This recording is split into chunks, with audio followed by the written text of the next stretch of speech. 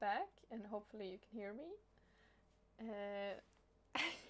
It's been a while since my last live stream, and honestly, work has just been really crazy. Uh, like I had, I think, like 6 days off from work in February.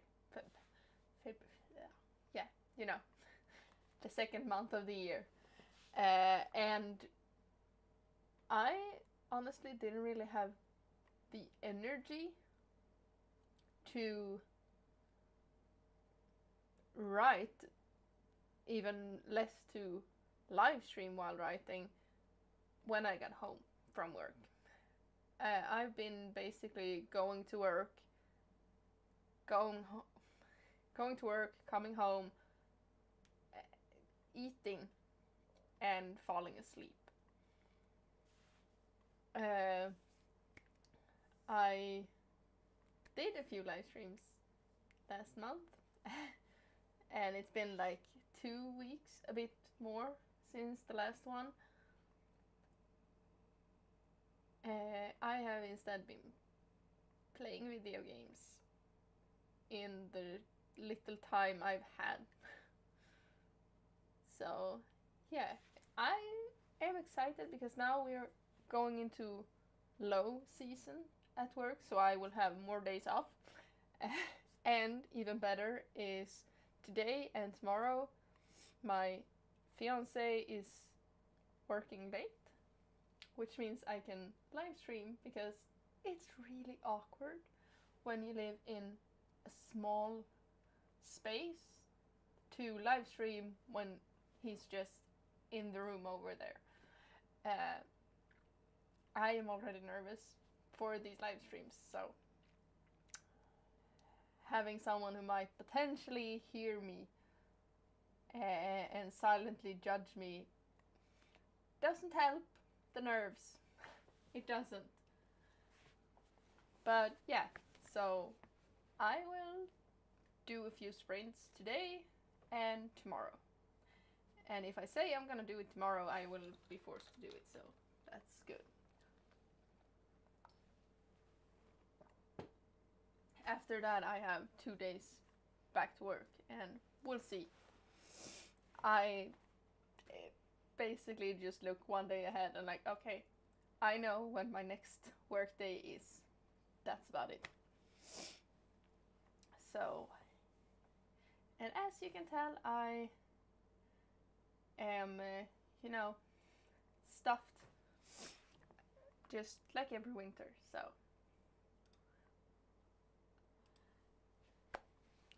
Last time we did, let's see. Yeah, Jones learned that Reaper and Silvereye knew about Cordelia being the person they met, and like the person writing the letters. And they also learned that they returned the last letter. And now we're moving over to Rasmus. Because Rasmus will start to break. He will.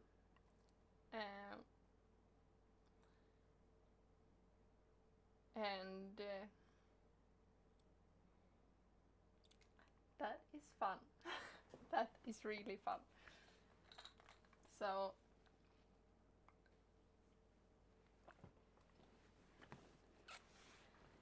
let's just get started. And we're switching over to the writing place. Okay.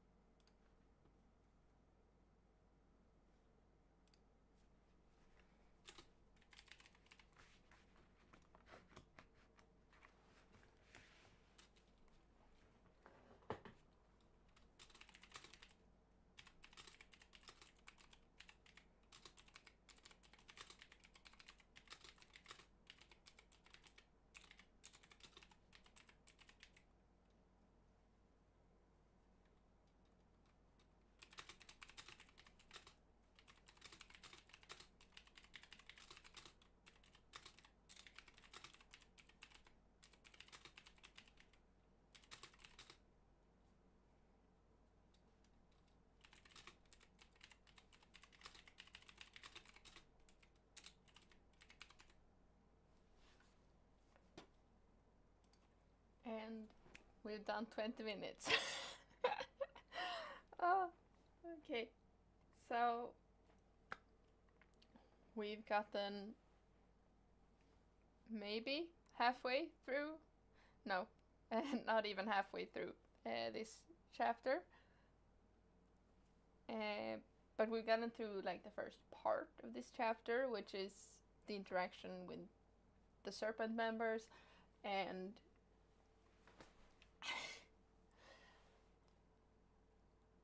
Rasmus hasn't started to crack here. He's still his usual self. He's still, stubborn, and he's starting to read some social cues. With like, it didn't feel like kind laughter, but he can't put a finger on it, so, he's still not close to understanding social cues, and I don't know if he ever will. He probably will need to do that for the second book, though, so.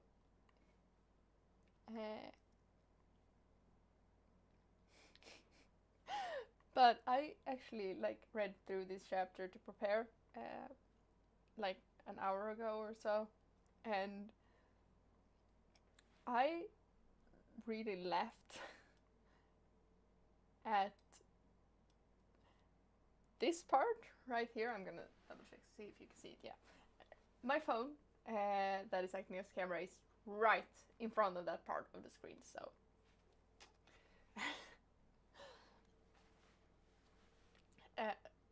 Like the OBS part. And it's like, what will you do when I steal your girlfriend? Call me asshole, Delmore? No, wait, that's already taken. And I don't know, I just love the dynamic between the officers of the Sailing Serpent.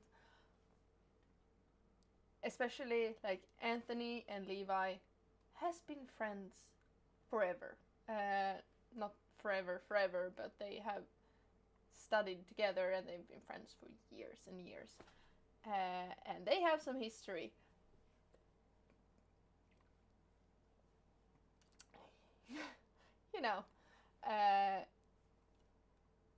Like I said, they studied together, they shared a room while studying, like a dorm room kind of situation.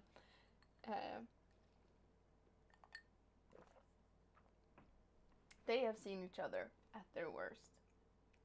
And I think it's a really nice thing to have, like, this is the dynamic of the officers of the Sailing Serpent, and it's kind of similar to the officers at the Locket.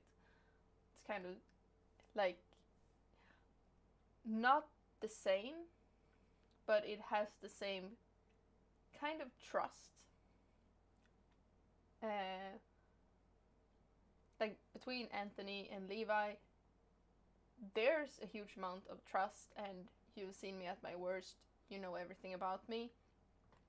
And then on the Locket we have Reaper and Silver, who also, like, I trust you more than anyone else in this world. It's just that their relationship is a little bit more complicated.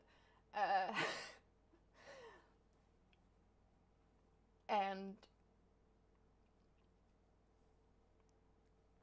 like, knowing that this is kind of what they could have been, like, both of these scenarios would have been possible for either of them.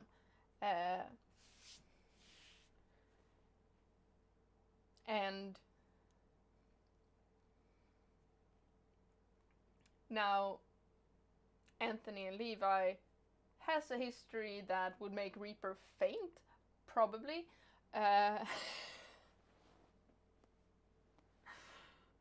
Oh.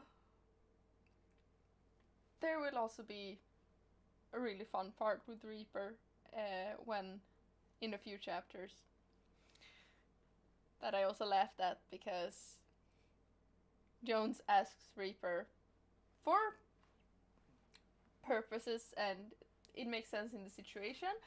Have you ever been in love, Reaper? And Reaper's answer is obviously.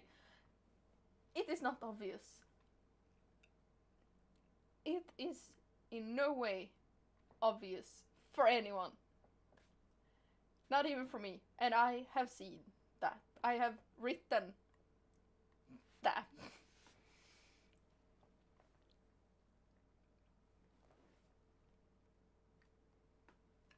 But yeah, I kind of went off track. Yeah. And I think something that is playing a part in Rasmus starting to crack will be the fact that he starts to feel lonely. And I don't think Rasmus has ever felt lonely in a room full of people before. I think Rasmus has just been going through life being like, yeah, I have everything that I need to have. And like everything is working out. He doesn't really need much more. He isn't really lacking anything. He's just doing what he's supposed to do, and he's content with that. And then now he's like thrown into a ship of people who all kind of dislike him. Like, no one really likes Rasmus on this ship. And like, yeah, Arthur is like, yeah, you're not a bad kid. You're just a bit too up in your own version of things. And then like the crew of the Locket is obviously pissed at him for shooting their captain. You know, makes sense that they would hate him and kind of want him dead.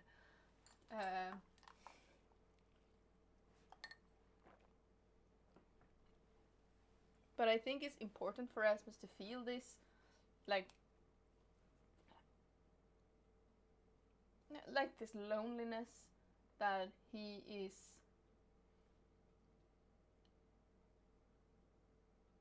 an outsider, because that's kind of what he needs to wake up and take a look around him and be like, okay, hey, wait, maybe things aren't as clear as I thought they were. Maybe things aren't black and white. Maybe pirates aren't all that bad. And maybe everything I've learned isn't true. Because that's also the thing. Rasmus has been going with Cordelia down to the docks to hear like ghost stories, legends, sailor stories, and some of them going against his faith and like his beliefs. And all this time he's been able to like, oh yeah, they are kind of interesting to listen to. That's it.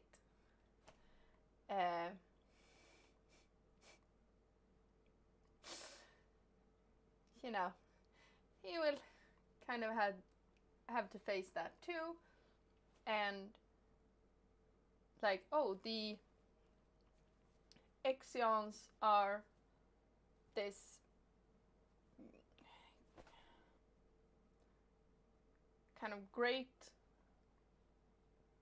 country that is built on faith and belief and religion and he's kind of starting to question that too.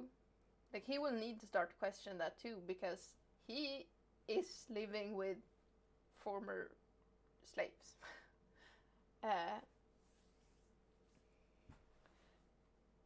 And he's still so deep in denial, and like he has been up until now. Like, no, what I'm seeing, what's in front of my eyes, can't be true, because it's not how it's supposed to be.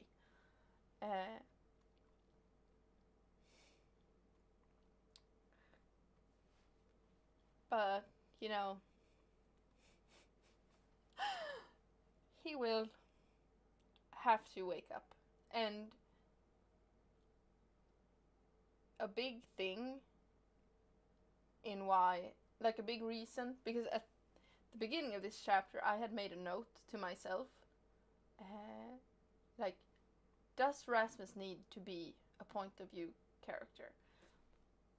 And at first I questioned that, like, does he really need to be a point of view character?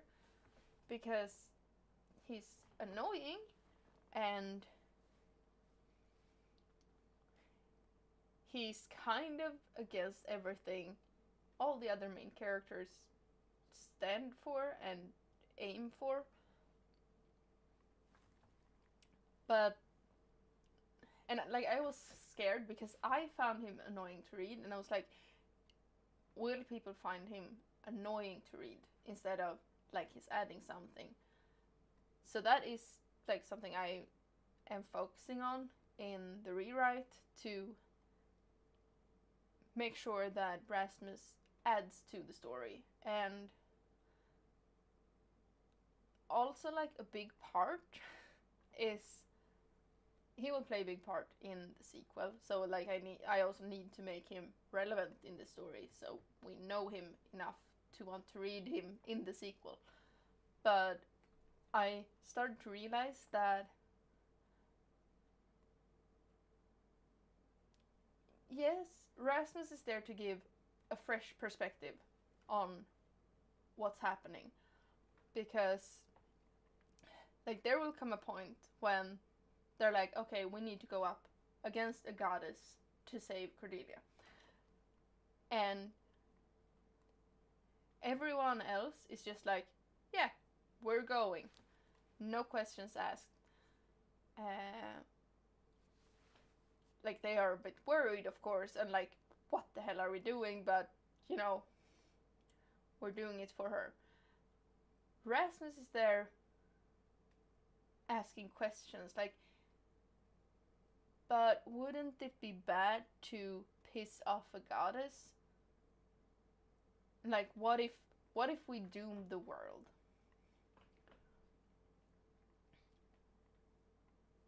And also, like, shouldn't it be a good thing if Cordelia was chosen by the goddess instead of like taken? Should we really like take her away from that? So yeah, Rasmus needs to be there, but even more, Rasmus needs to be there for me, because Rasmus starts out as the kind of person who doesn't take responsibility. Nothing is nothing is his fault, and he's very much like, this is what I believe is true, so it's true. I will treat it as true. You can't go against it. If you're going against it, it doesn't exist. And I have people like that in my life that, like, I know they don't mean bad. Like, they mean well. Just like Rasmus means well. Rasmus doesn't want to hurt anyone, but he kind of does anyway. And like, the more I thought about it, the more I realized that I need Rasmus to change. Not only for the story, But I need to see someone like that change. I know the people in my life who are like that won't. I am 99% sure they won't. So I need to see someone change. I need to see that a person like this can change for me, for my own healing, and I believe other people probably has that too.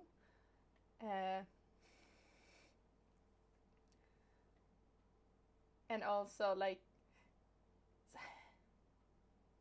there are some other people I know who is affected by the same people I am, who needs to see that some people can change.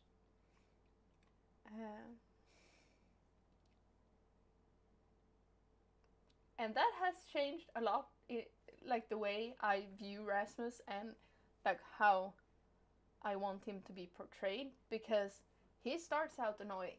I want you to hate him, kind of. Like, you want him to be like, oh, this guy can't he just look at what's in front of him? But like, he will.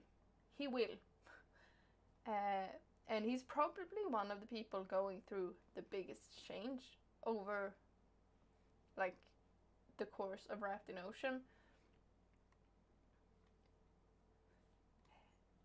Because like Cordelia does go through a very physical change, and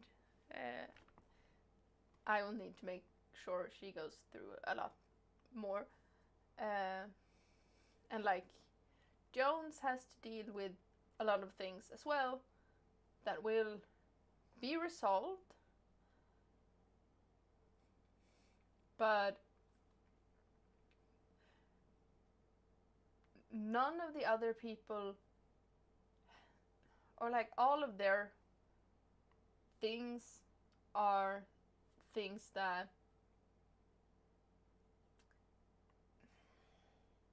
I don't really know how to explain it. It's more tangible things, I guess.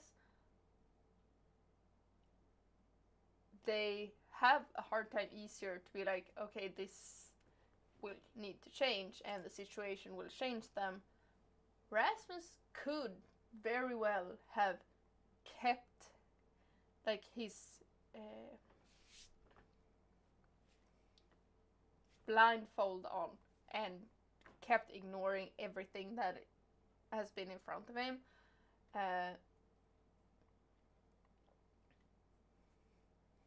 But he doesn't. And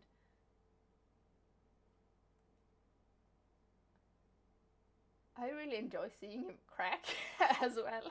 Like, it's really satisfying to watch an annoying character become aware of how annoying they are. But yeah, less talking and more writing, because yeah, my timer has, the short break was not really a short break, so we're going back to writing for 20 minutes.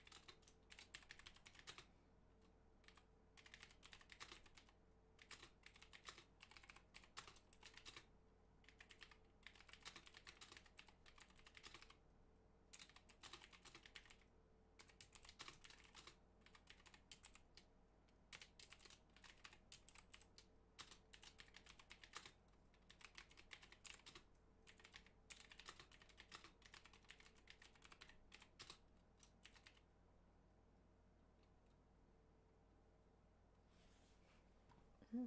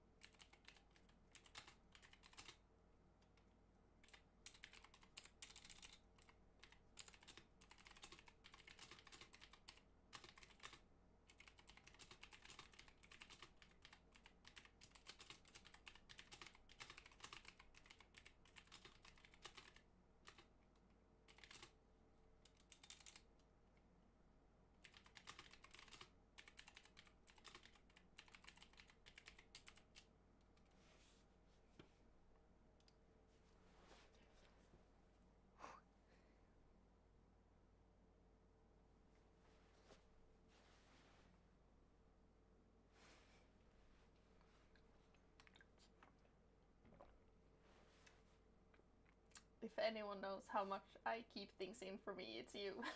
But I'm glad it makes you happy. And I know if no one else, there's at least 2 people who read my books that deals with the same people I do. So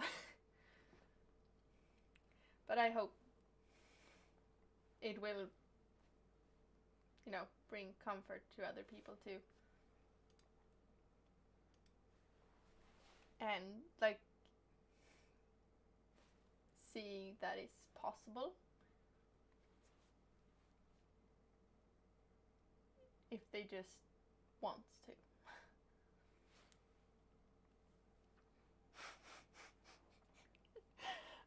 I was also about to say something and directly to you and say hey, I know you're here.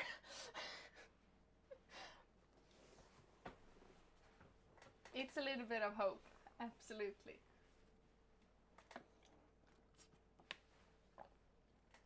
And I think we all need that. No, but I'm if anyone is here, it's you. You're always here. I don't know if you're keeping tabs on me, or what.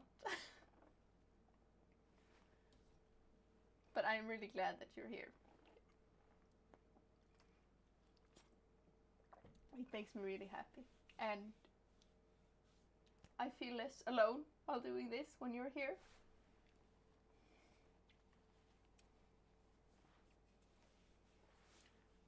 Also wishful thinking.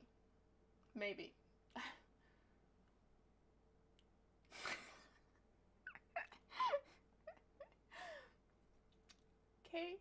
Okay. Then I hope you're at least writing.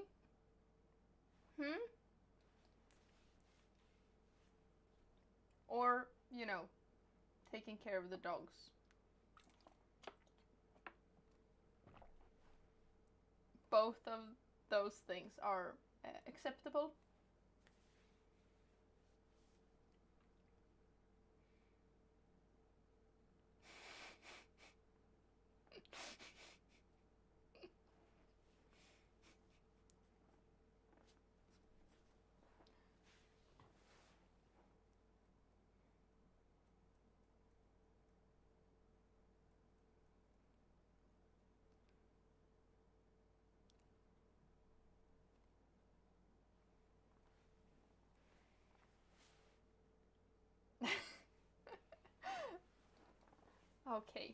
Okay. You can say that you're trying to write, and I will accept that. Today I will accept that.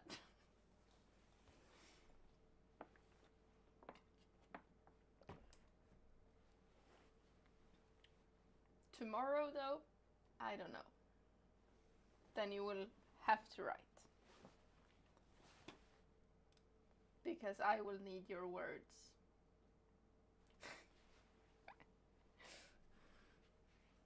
Oh.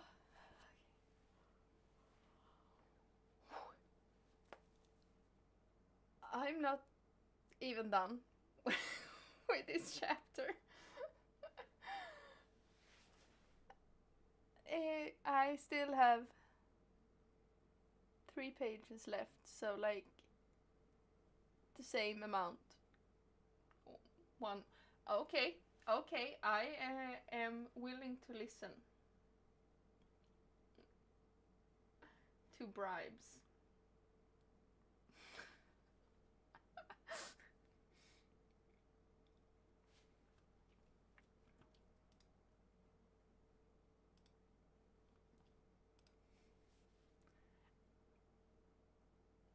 Though I have gotten a bit of cuteness overload these past few days.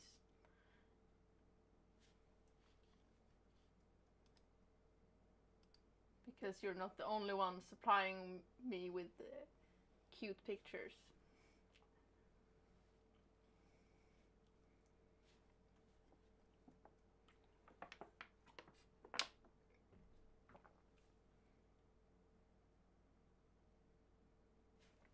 Okay, okay, okay. I am very satisfied with this. This is even better. And first chapter?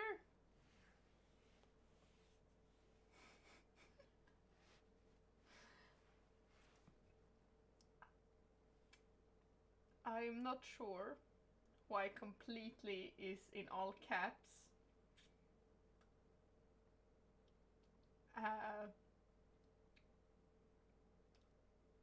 I hope it is intentional this time.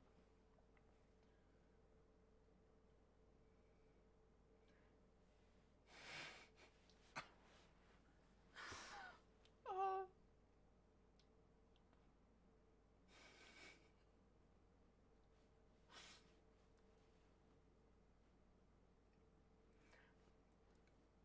Maybe I should just like stop writing and just go and reread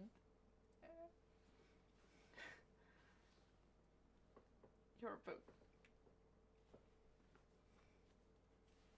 Okay, yeah, he was not in control.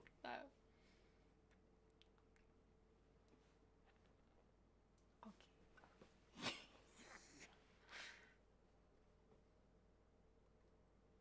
I do hope you realize that you're not like giving me a reason to let you off the hook. Though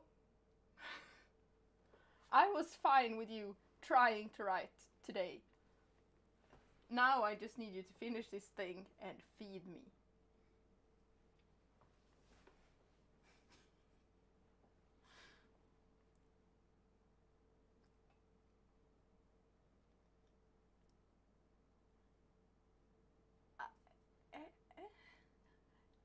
I'm also very curious, what did Jack do to deserve that?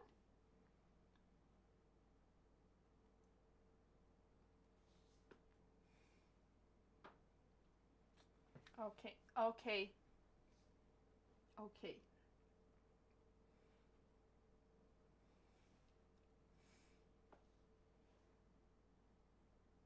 Then I will leave you to it.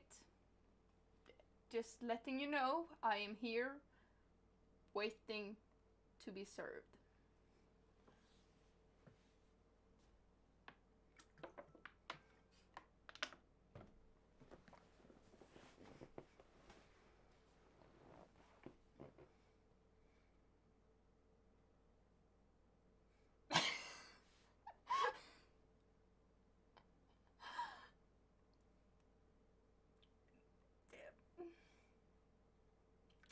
You know, I can actually like imagine that,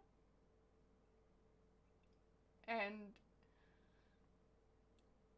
mm,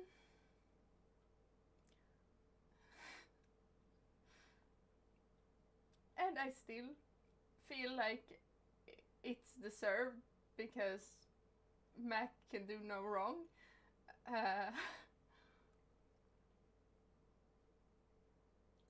Yeah, okay.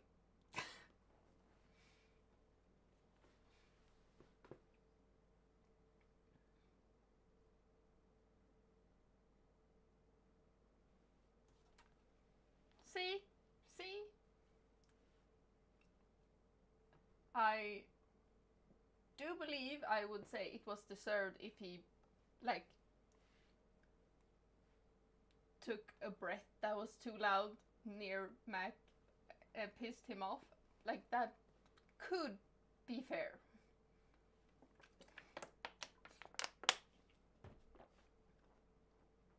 See? Exactly. Like, you know, with everything else I assume you're putting him through, it could just be like the last straw. Because you are not kind to my babies, okay?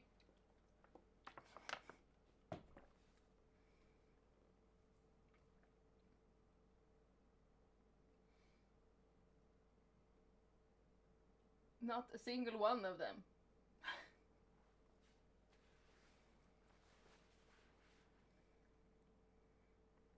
You know, I say as I am breaking my character down.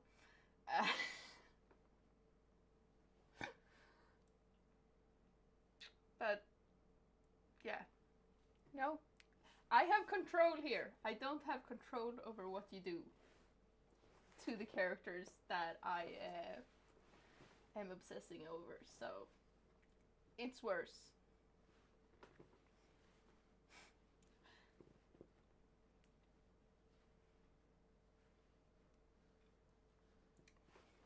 See, and I assume that like 90% of Henry's whining is about Jack. So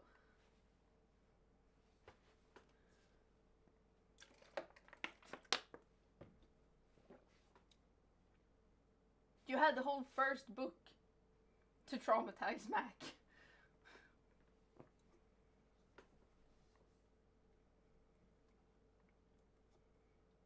It would be well deserved for him to be able to punch Jack in the face, just being in control, to get like that part, healing that situation.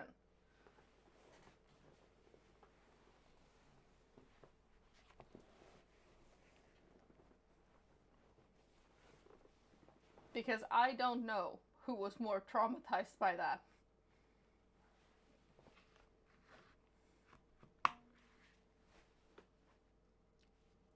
I think there was like 4 people being traumatized at once.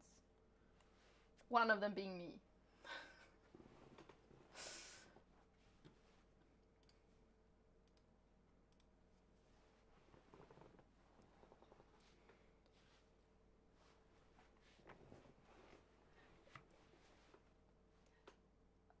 I mean, in the situation, there were 3 characters on page there, I believe, and then me. Probably all other people who read that part. But I can only speak for myself. In the moment I read it, there were only 4.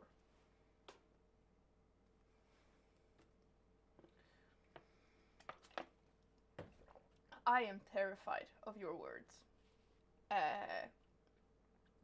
And I need them. Like I need water to stay alive.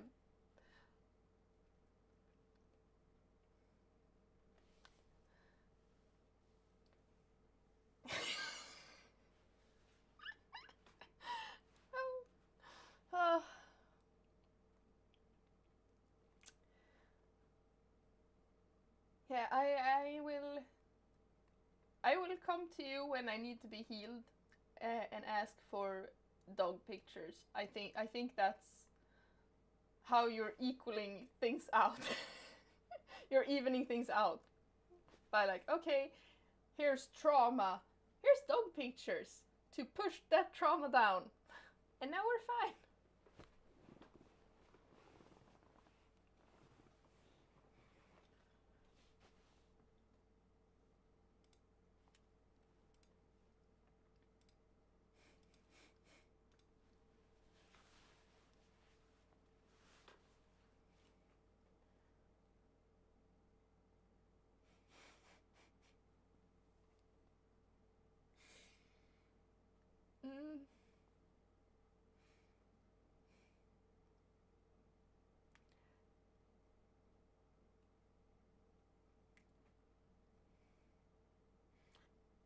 You know what? When I am done with this rewrite of Wrapped in Ocean, I will treat myself by rereading ASM. I think that will be my motivation. And then maybe I can force more words out of you.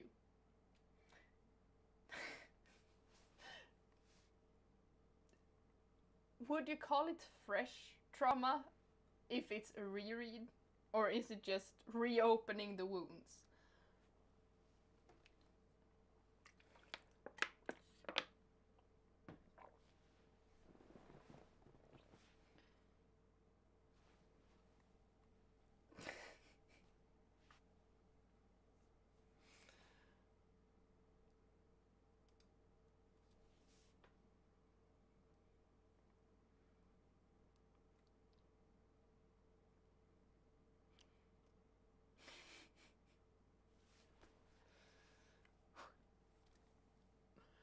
Okay, I need to focus. I need to write one more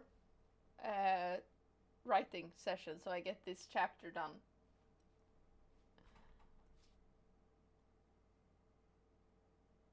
Because otherwise I will just think of your characters, and I don't think that helps me.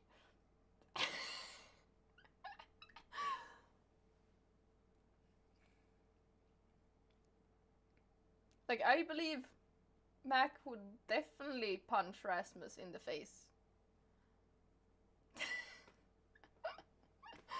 No, don't be. Ah.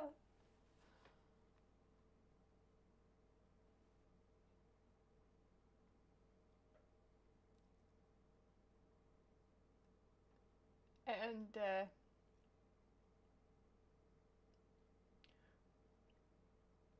I think your characters would be welcome on the locket.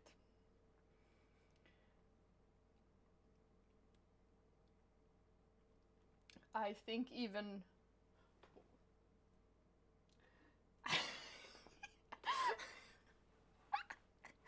oh, absolutely.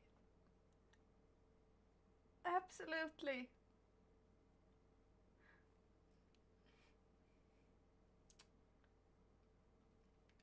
Yes. You know what? Put them on the locket. I am sure Reaper would be happy to have one sensible person on there.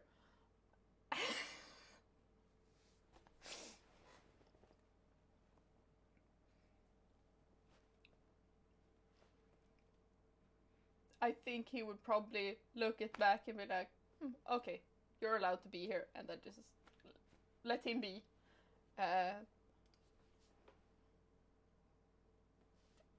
You know, as long as no one is going to punch Silver or the captain. Yeah. They would absolutely need to circle each other for a while.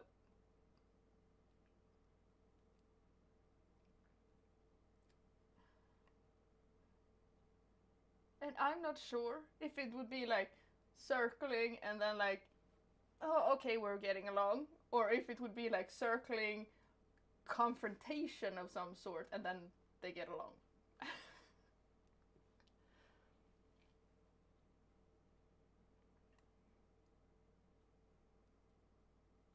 But one of them.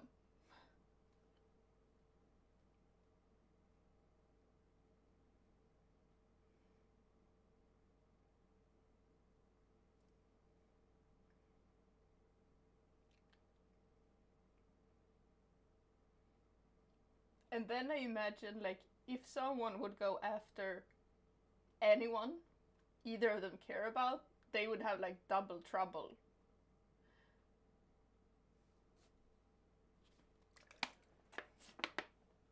As long as they're on the ship, of course. You know, Reaper can't leave.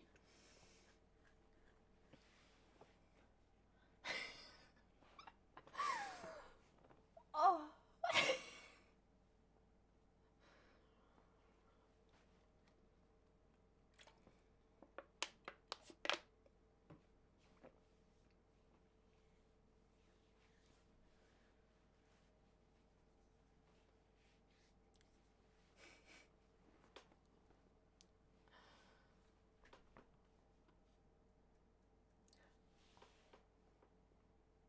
Oh my god. Oh, yes. Oh. And you know, Silver and Jones also can leave.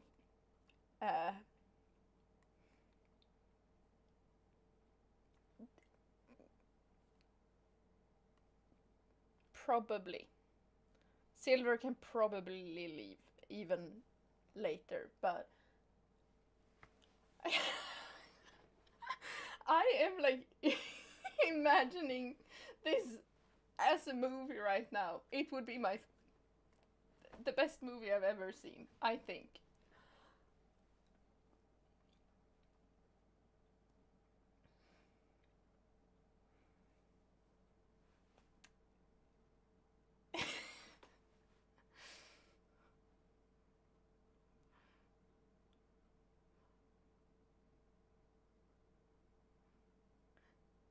But would it be before both Wrapped and A Silken Malice? Or would it be... I don't know. After? Because, like,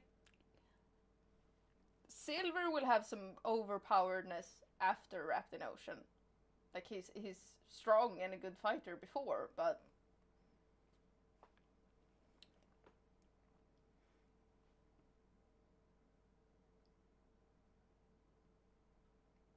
And also, the Locket would have a vampire on the ship after Wrapped in Ocean.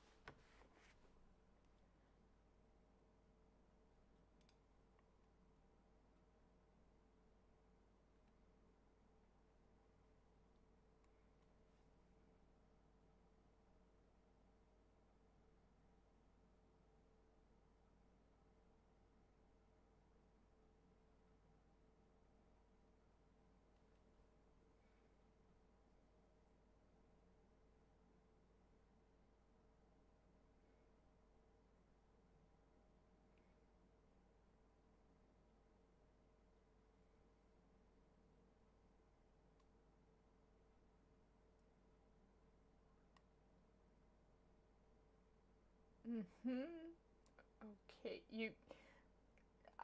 I might need you to play more with that idea.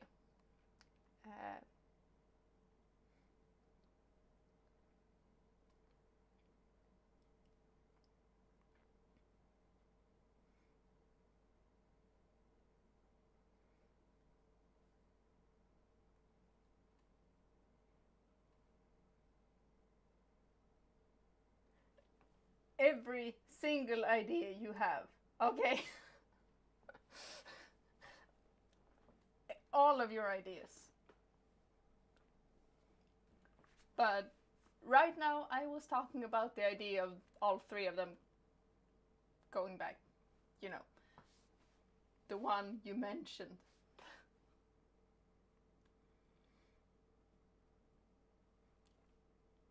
Like, I am starting to think that when I am done with Wrapped in Ocean and the sequel, I will need to, like, fan fiction crossover. That's the next project will be just fan fiction crossover with my works and yours.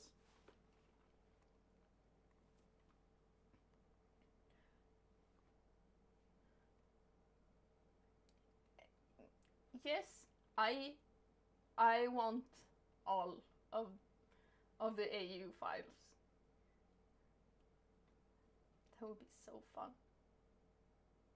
That would be.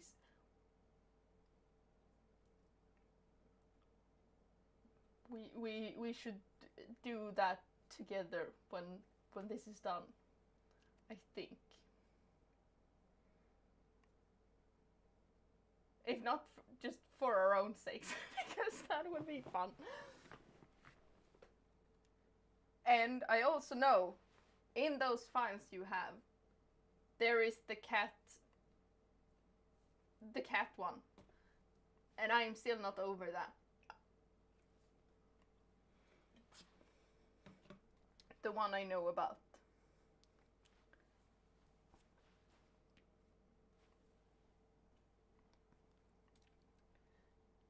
Wait, what?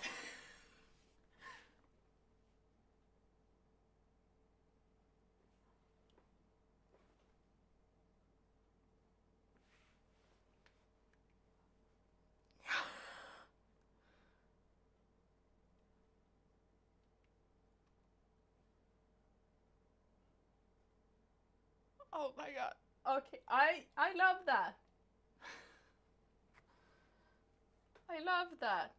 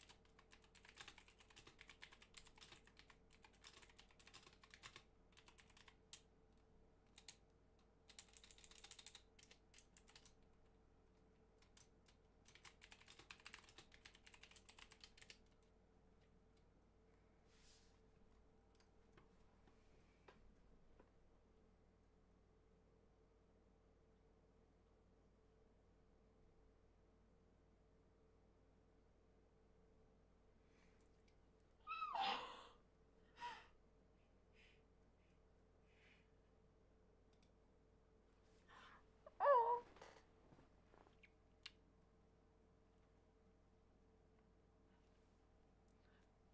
So the cat is now canon.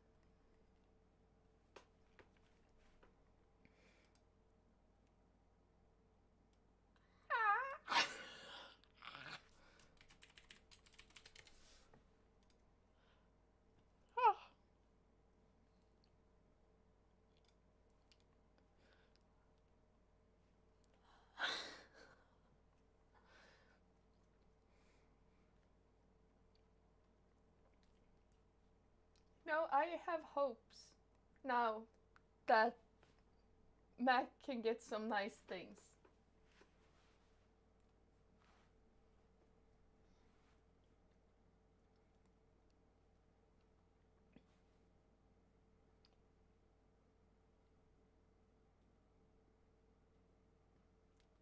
You know what? That's good enough. And I can just imagine the rest. It's okay. Just knowing that it's there. It exists, so it's not out of the question.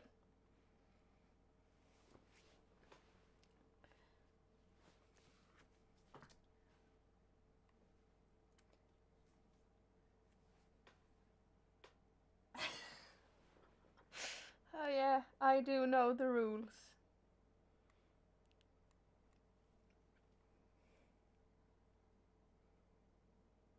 His own copy of Dracula and a cat friend. I see he gets lots of nice things.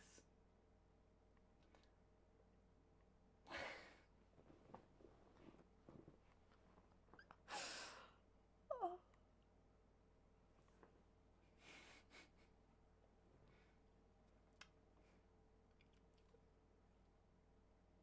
You know what? He seems like the kind of guy who would kind of need a hug.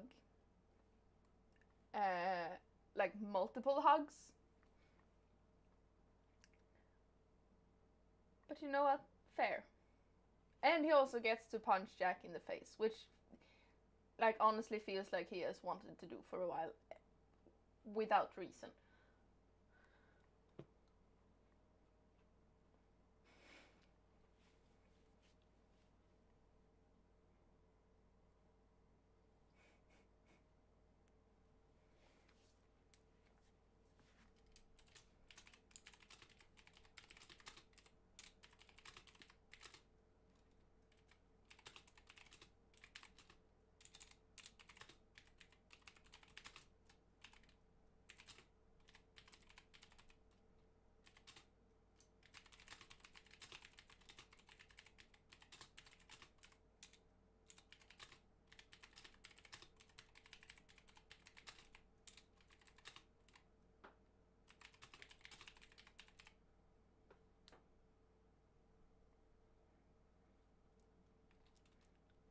See?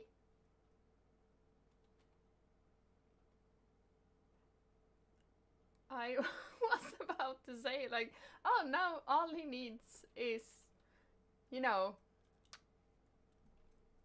catching a ride with George. And then I was like, no, that's on the trauma list. That's possibly on the trauma list. But he might need another hug. So, you know, that can be the next goal.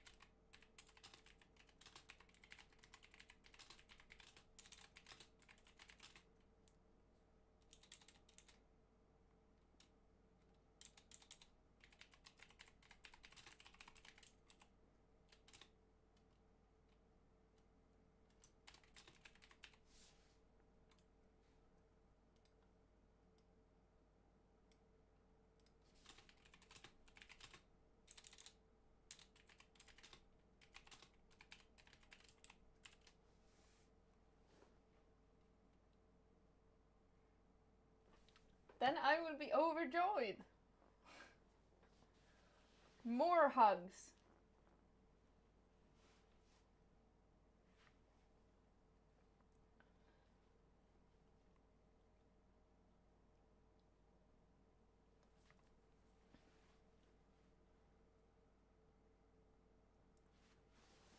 Though I want to make sure that these are nice hugs and not like some annoying rando trying to hug him, so, you know, he gets uncomfortable.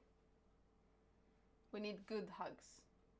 And knowing you, there could be like uncomfortable hugs.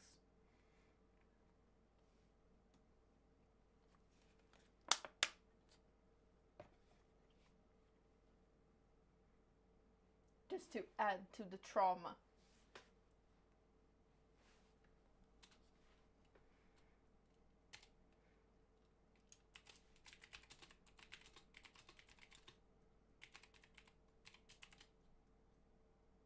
Okay. Okay.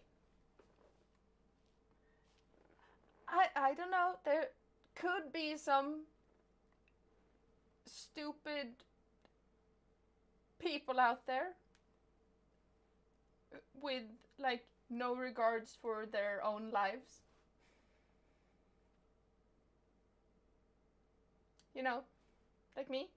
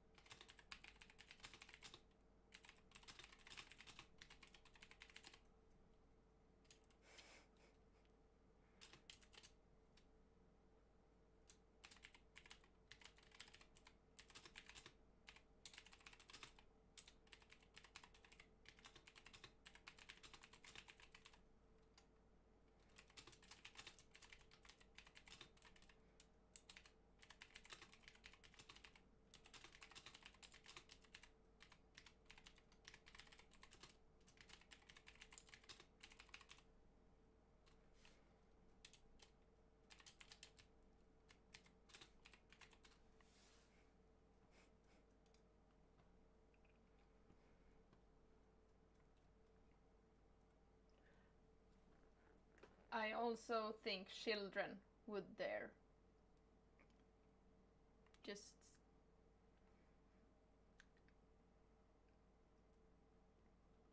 or drunks. Maybe.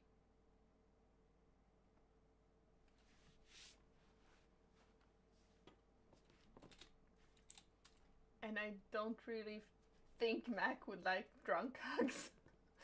Just imagining it, and I'm like, no. Can't imagine that.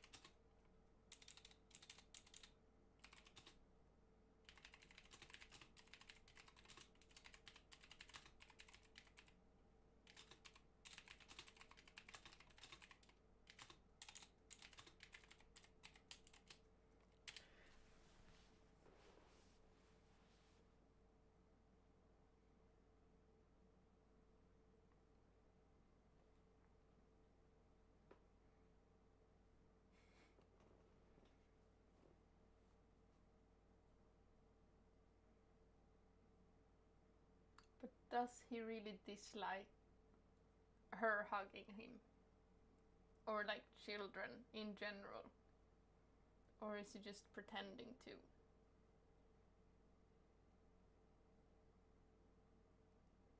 Because it feels like he has a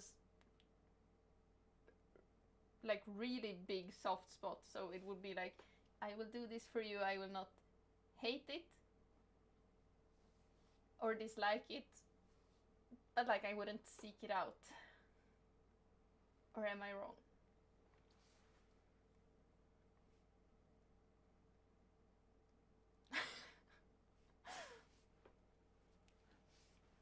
You know what? That's fair. That's fair.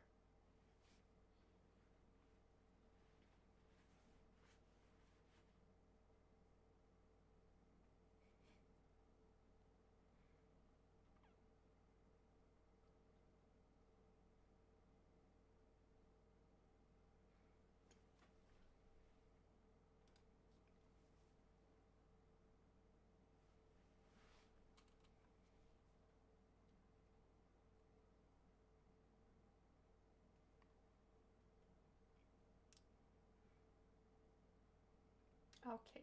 Okay. Yeah. I can see that.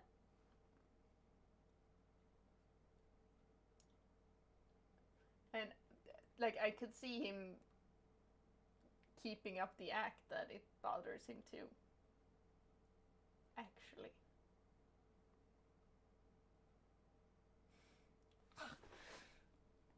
Ah.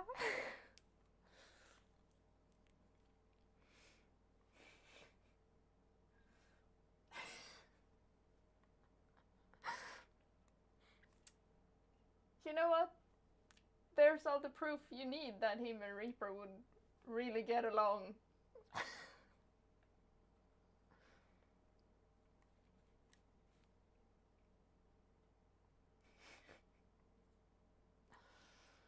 Oh.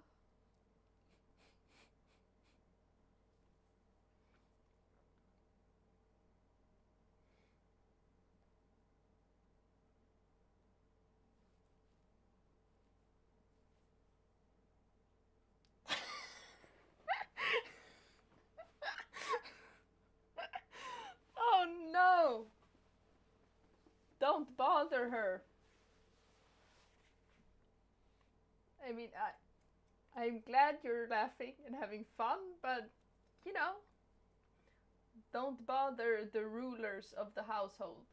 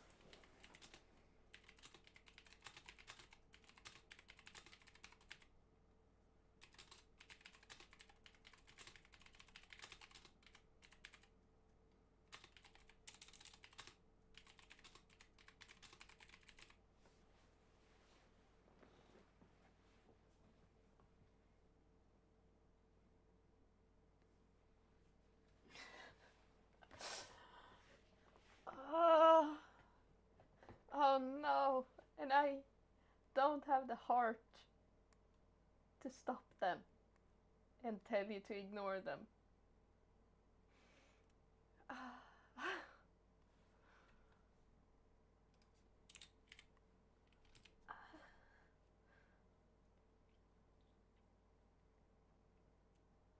So it's basically my two of my biggest weaknesses working against each other.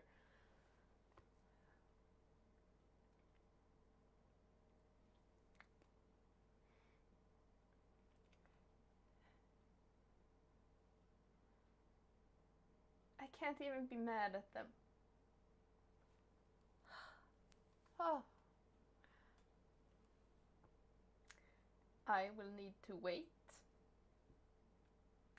Maybe not patiently, but I would be content with waiting. I think. For a while.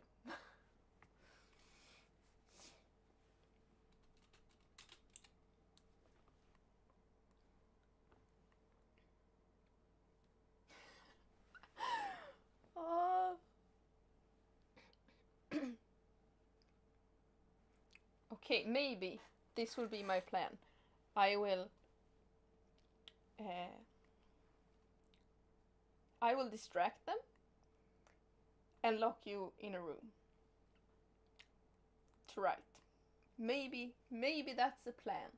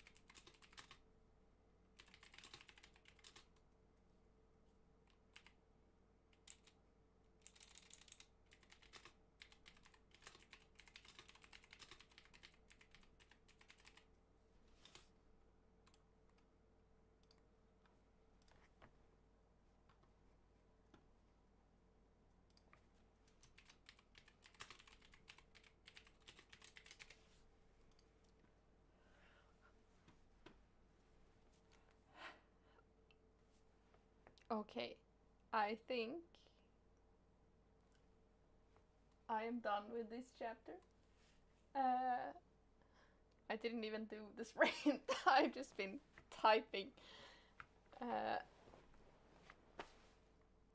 And I will do another live stream tomorrow.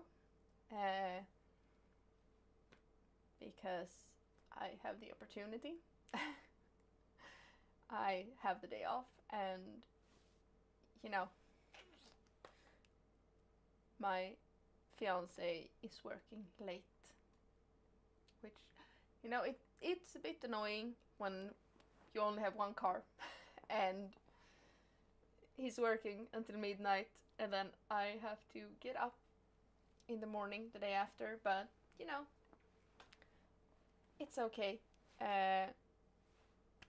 I don't know which chapter I will do tomorrow, because the next chapter is a Cordelia chapter, and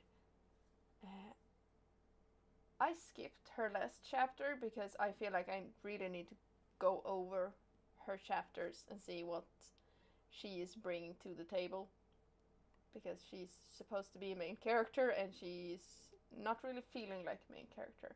I am skimming her chapters when I read through it, which I don't like.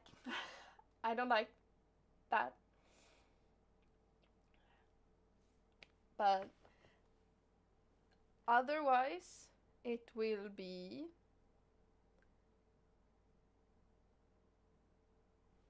a Jones chapter, I think. No. Yes, it's a Jones chapter. And we will, in that case, get to know a bit more about Reaper's past.